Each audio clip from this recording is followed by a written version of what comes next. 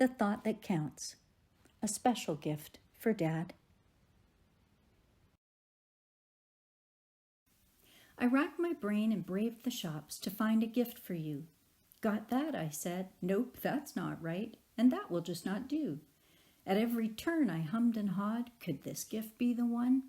I'd answer a resounding no, then off again I'd run. I scoured through the endless deals they had at every store, but nothing seemed to get it right. I knew I wanted more.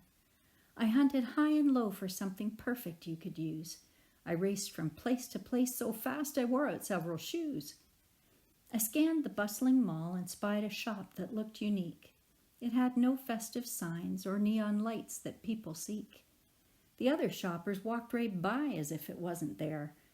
Their focus, much like mine, was on the next deal they might snare.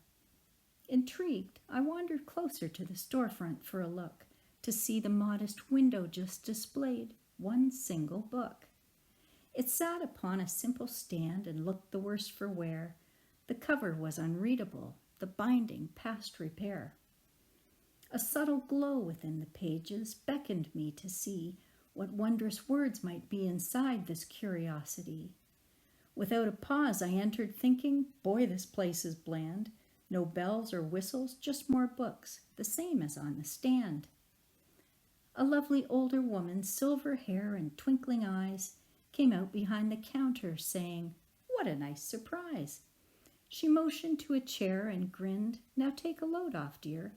You look a little frazzled. Come on in and sit down here." I settled in the reading chair to rest my feet a while as she retrieved the window book, returning with a smile. Her twinkling eyes and impish grin just sparkled as she spoke, as if I thought, this lady seems to have an inside joke. I raised my hands to take the book, but much to my chagrin, she said, "Let's keep this closed for now, before you see within. I'd like to know what brought you here. You seem a bit adrift." I answered, "Well, I'm on a quest to find the perfect gift." She said, "They must be special if you found my little store. So tell me more about the one you clearly must adore."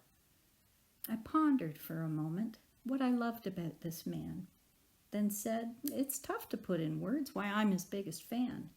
My dad? He's unbelievable. I'm blessed to be his child.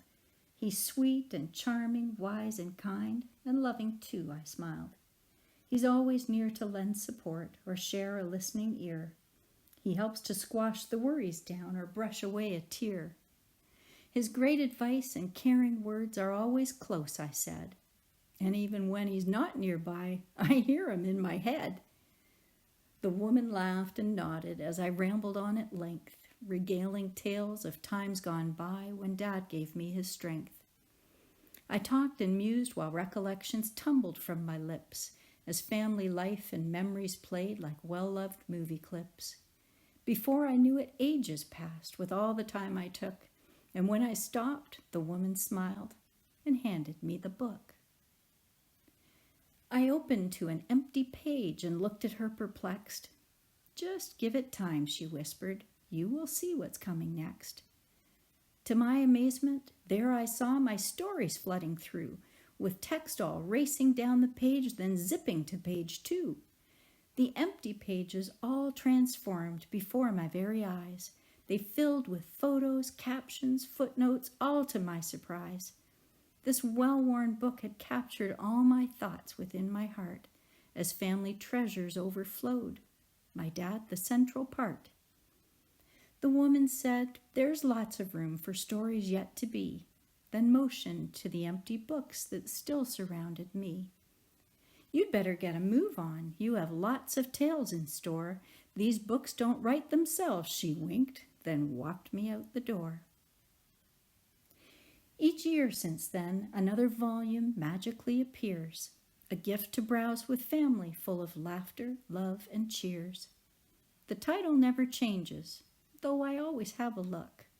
The thought that counts is, after all, the purpose of this book.